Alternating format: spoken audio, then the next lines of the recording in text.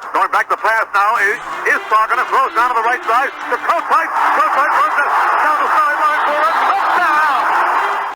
Well, hello. Thank you so much for taking time out of your day to check out this video. And welcome to the Gridiron. And before I get started, I just want to say thank you so much to everyone out there who's been watching my videos. Thank you. If you give this video a thumbs up or maybe leave a comment below or possibly share this video, it would mean so much to me. But just anyway, at least thank you so much for just taking time out of your day to check out this video. Thank y'all. I guess the first domino has started to fall. I'm sure is, first of, I don't even want to say many, but I'm sure there'll be a couple dominoes before the end of the season or after the season's over with. There could be a couple dominoes possibly falling. And Jason Garrett was the first one to fall.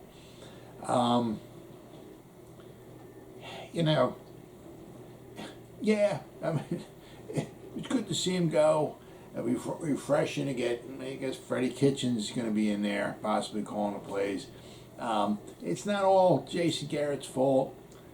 If you saw Daniel Jones, a couple of those throws he made Monday night, just leaves your head scratching.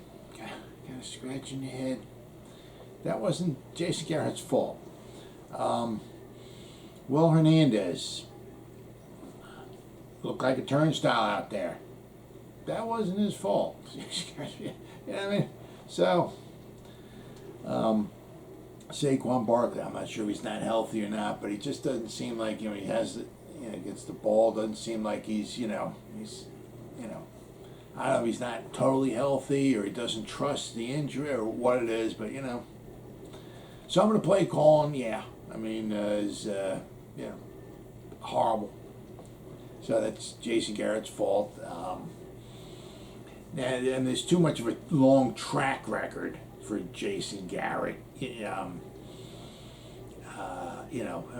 a bad game here, a bad game there, a couple bad games, something like that. But, we're talking over a year and a half, right?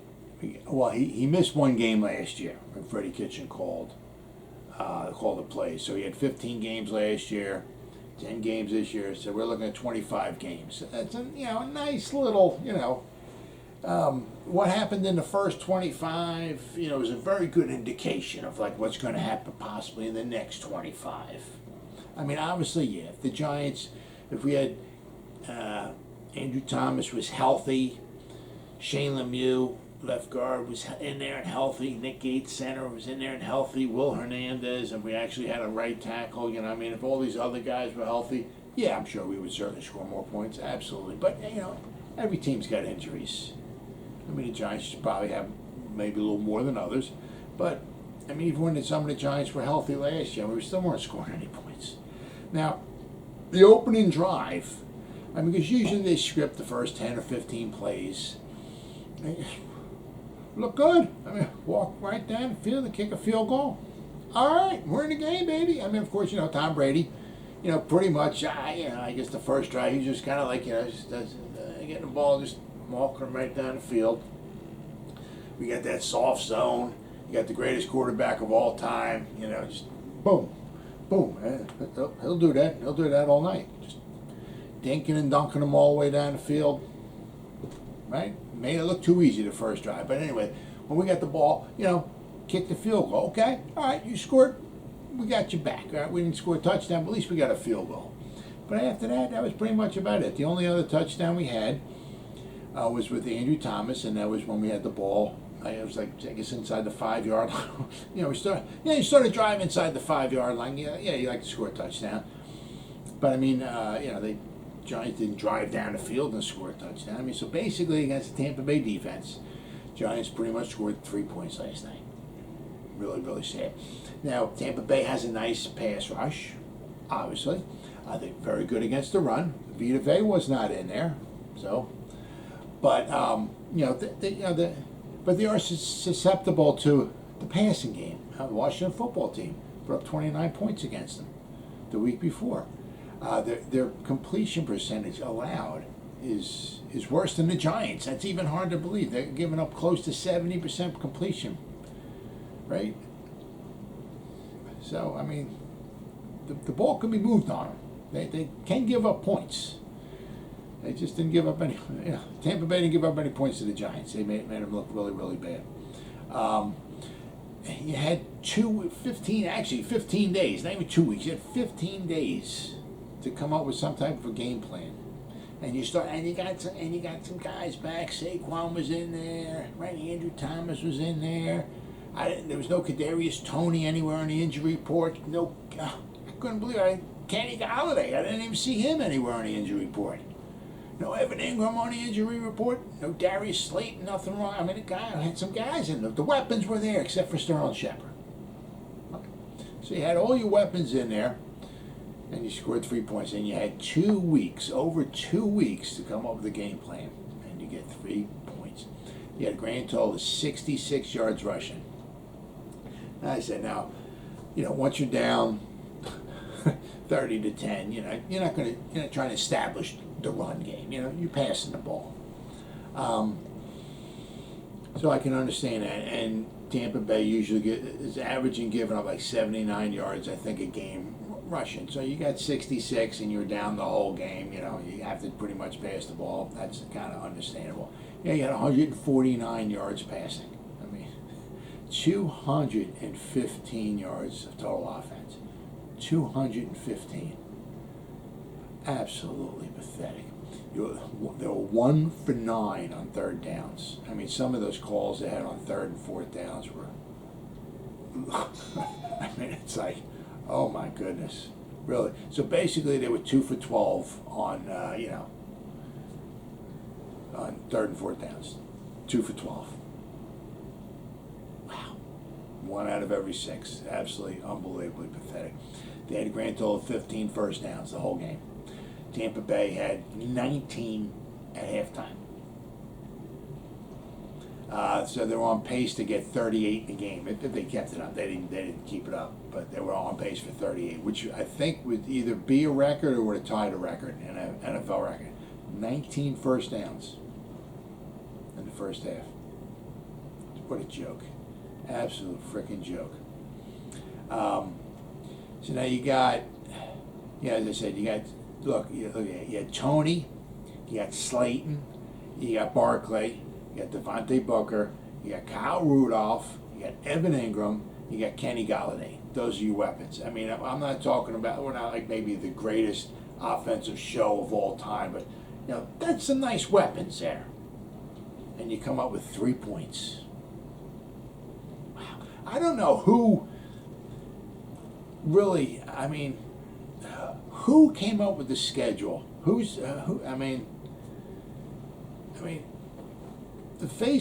faced both teams that went to the Super Bowl last year on Monday night. Both games were on the road. The Giants were 6-10 last year. I mean, it's like, what were they smoking when they were making up this Monday night schedule? Monday night is, it's for the big boys. You got to earn the right to be on. I'm a poet. Look at this. You got to earn the right to be on Monday night. Giants ain't earning nothing, and you put them on there 2 times, both times on the road against teams that went to the Super Bowl. Are you freaking kidding me? I mean, my goodness. We're lucky we kept the game kind of close. I mean, with the Chiefs. I mean, the Chiefs tried to hand it to us, but the Giants had no. We don't want to win this game at all. But I mean, 2 games against Tampa Bay? I mean, are you serious? Wow. I mean, what a joke. Absolute garbage game. Who came up with that schedule? Put the Giants Monday night in Tampa. I mean, are you serious? Wow. Unbelievable. Now, Andrew Thomas's touchdown reception was very, very special. I mean, he went up, he got the ball. Way to go, Andrew. Thank you, brother. Thank you for coming back, man. I'm so happy he was on the field. Thank you. I hope he stays healthy. But now, with the wonderful offense that we have with Jason Garrett, Daniel Jones is also throwing the ball too. But now, the way it's working as Andrew Thomas has 1 touchdown reception, okay? He has as many touchdown receptions as Eli Penny, Kadarius Toney, Sterling Shepard, C.J. Board, Kenny Golladay, Colin Johnson, Caden Smith, Gary Brightwell, combined, they have one, all those guys have one receiving touchdown. Andrew Thomas has as many receiving touchdowns as all those guys are just named off combined. Sterling Shepard, I mean, pretty much like the big three. You got Kadarius Toney, Kenny Golladay, and Sterling Shepard. They have one touchdown between the three of them. I get it. A lot of it is that they've been hurt. You can't catch no touchdown passes on the sideline. I get it. But they've also been in the game quite a bit too. You know, and they have one. And I said, and then you have all these other guys, Caden Smith, yeah, all these other guys that have been on the field that have caught some passes. They have one touchdown combined compared to all those guys combined. Oh, what a joke. Absolute joke. Now, since 2020, all right, with Jason Garrett as the offensive coordinator for the Giants are 28th in the league at 5.1 yards per play. Last year, they were 31st. In 2020, they were 31st. They averaged 17.5 points per game. I mean, what a joke. Since 2020, all right, the Giants have averaged 308 yards per game. That's 31st in the league. Third down conversion, 37%. That's 31st in the league. We've only scored more than 30 points one time, and that was last year against the Cowboys. We put up 34, but one of those touchdowns was a Kyler Fackrell interception return back for a touchdown. So basically the Giants offense only scored 27 points in that game. So if you take the defensive touchdown away, the Giants offense has not scored 30 points in any game since Jason Garrett. Every other team has, offensive wise. Every other team has, except the Giants. I already haven't scored 30 points. What an absolute freaking joke. So sad, so sad. Now, we're averaging 18.9 yards, 18.9 points per game, which is 25th. We're averaging 322.8 total yards per game this season, which is 23rd in the NFL. Just to go to show you what a quarterback or somebody can do, like on another team, right? Let me give you an example here. Colt McCoy last year, remember? We went into Seattle, we won. Huge game, 17-12. The defense stepped up. We had the running game going, right? And we won. Big, huge game. But my point is, Colt McCoy was our backup quarterback. Daniel Jones was hurt. Colt McCoy went in there. Colt McCoy was 13 out of 22 in that game. He had 105 yards passing. He had one touchdown, one interception. He completed 59% of his passes. We got a grand total of 290 total yards, because we had a lot of running yards, and we had 13 first downs. And that was the game they went into Seattle. Kyler Murray is hurt. So this past weekend, the Arizona Cardinals and Colt McCoy went into Seattle. All right. Last year, when the Giants and Colt McCoy went into Seattle, there weren't any fans. There was no the 12th man. There was no, the crowd noise and all that. There was no Giants jumping offside because they can't hear the snap count or nothing. There was none of that. It was dead silent. You could hear a pin drop. Well, so this weekend, Colt McCoy goes into Seattle. Right, so I'm comparing apples to apples here. Right, but it's not like Colt McCoy last year went and played Jacksonville, and then Colt McCoy this year went into Seattle. No, both games were in Seattle, okay, against the Seahawks this year. And he had no DeAndre Hopkins either. Their best wide receiver wasn't even playing. So he went in to Seattle as the backup quarterback playing. He started. All right, he was 35 out of 44. When the Giants had him, he was 13 out of 22. Giants had him, he was 59% completion percentage. This past weekend for the Cardinals, he completed 80% of his passes. When he was with the Giants last year, he had 105 yards passing. This past weekend, when he was with the Cardinals, playing as a starting quarterback in Seattle, he had 328 yards passing. He had over 3 times the passing yards. He completed 31% more of his passes. 21% more of his passes. Had 3 times the passing yards. They had 413 total yards.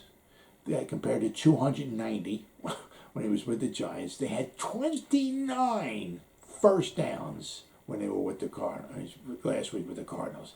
He had 13 when he was with the Giants. He threw 2 touchdown passes and he had no interceptions. Just goes to show you. I mean, it's like he's a backup quarterback with the Giants. He's a backup quarterback with the Cardinals. Going to play the same team, and actually it was more difficult this past weekend because there were fans in the stands. And he throws for over 3 times the amount of yards, 2 touchdowns, no interceptions. Completes 80% of his passes, 59% with the Giants. Wow. I mean, the Giants didn't have Saquon Barkley, but they had the other complement of receivers. Their offensive line was relatively healthy last year, unlike this year, and he had 105 yards passing. Who was calling the plays? Jason Garrett. He goes someplace where somebody can call good plays, and you see what he gets. It's like night and day, guys. Absolutely night and day. Now, since the start of the 2020 season, the Giants have scored, and the Giants are by far the worst. They've scored 42 touchdowns since the beginning of the 2020 season.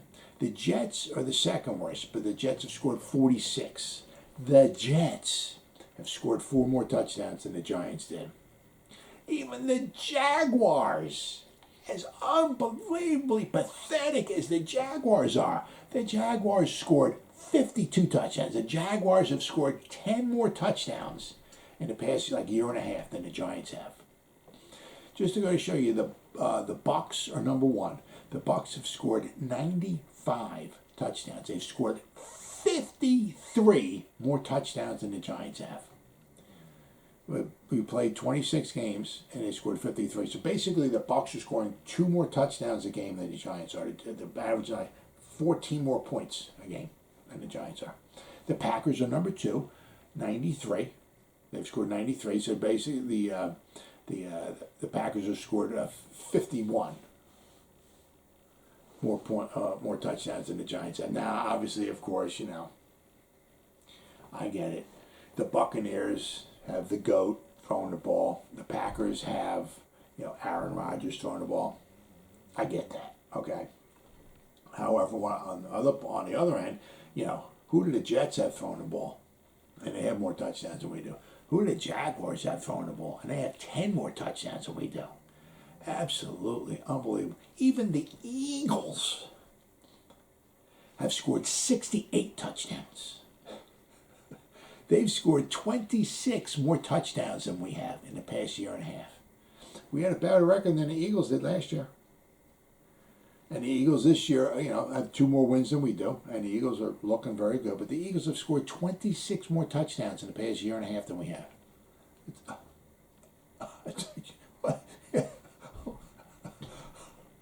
Wow. So now it does look like Freddie Kitchens is going to start taking over the play call duties. I don't know, if it's going to be a full-time thing for the rest of the year. Well, obviously we're going to have to wait and see. If we can't get things up and running, something else is going to have to be done. But it looks like Freddie Kitchens, at least anyway, this weekend, is maybe the Eagles are going to start calling the plays. Now, he did do well when he took over for the Browns in 2018, when he stepped in for when Hugh Jackson got fired. The last 8 games of the season, when he didn't step in, he stepped in as the offensive coordinator. So the last 8 games of that season of 2018, the Browns, when he started calling the plays, the Browns went 5-3. Baker Mayfield doubled his quarterback rating over the final 8 games of the season with Kitchen calling plays. Right. Baker that year set the NFL rookie record for quarterback touchdowns for a rookie in a season with 27. And he was also the runner-up for the Rookie of the Year. So that in 2018, the Browns fired the head coach, Hugh Jackson, and they fired the offensive coordinator, Todd Haley, after week 8. This is back in 2018. So Freddie Kitchens stepped in as the interim offensive coordinator, and from weeks 9 through 17, the Browns had the 4th most passing touchdowns in the NFL. They also averaged, those last 8 weeks of the season, they averaged 285 passing yards per game. And they had an accumulated, their quarterback rating was 104.9 for Baker Mayfield in those last 8 games. So he helped. He helped. All right. Weeks 1 through 8 that season in 2018, the Browns, according to PFF, had Baker Mayfield as the 18th best quarterback in the NFL. The final 8 games of this season, PFF had Baker Mayfield. He went from 18 to number 8 in the NFL. He also threw deep balls on 15.6% of his passes, so which at the time, which was 4th most in the NFL. So what Freddie's going to do, hopefully, now last year when he called plays for the Giants, we only scored 6 points. We didn't look very good, but Colt McCoy was also our backup in there too. But what he did do was he had the ball. He threw deep passes. He extended the field a little bit. I mean, a lot of what, and I kind of get it. With Jason Garrett, we're trying to protect Daniel Jones, from the pressure, and I get that and all and everything. But you just keep calling these screens and these little out patterns, and it's 3rd down and 10. You're throwing the ball, 3 yards down. Everybody just starts moving up, and it makes it even harder and harder to complete a pass. I mean, even if you don't complete it, it just, get the guys down, pick your spots. Obviously, I'm not saying every play we're going to just throw the ball deep, because, they'll just start seeing that, they'll start blitzing. I'm sure we'll wind up getting killed. But you got to pick your spots. But, just stretch the field. Give them the thought, well, they might go deep. Because the more those screen passes and all those little dink and dunk passes that they do, the defense is just coming up farther and farther. If you start throwing deep and you stretch the defense out, that'll create more space underneath. So, I mean, when he called plays last year, we lost 20-6 to the Browns. We didn't set the world on fire, but he did help out in the last half of the 2018 season when he was the interim offensive coordinator for the Browns. Now, 2019, the Browns hired him as a head coach. Now, that was pretty much a disaster, because then he was calling the offensive plays, and he was the head coach, and he looked like he was overmatched, and their offense took a big step backwards. So, we'll have to wait and see. Was it too much for him being a head coach and calling the plays? Is that why they really stunk? Who knows? But the last half of 2018, when he was coaching the offensive coordinator for the Browns, their offense definitely took off. So there's a possibility, that I'm not saying we're going to take off. I'm not saying that, but there's a possibility we could be a little bit better than what we have been with Jason Garrett. But then again, if we are a little bit better, basically, what we had with Jason Garrett, we can't get any worse. But it's also, the plays being called, but also it's the guys on the field have to produce. And, you can call, it doesn't matter what you call. If the guys on the field don't produce, you're not going to get any points out of it. Well, as always, guys, thank you so much for taking time out of your day to check out this video. You guys stay safe out there and go Giants. Woo!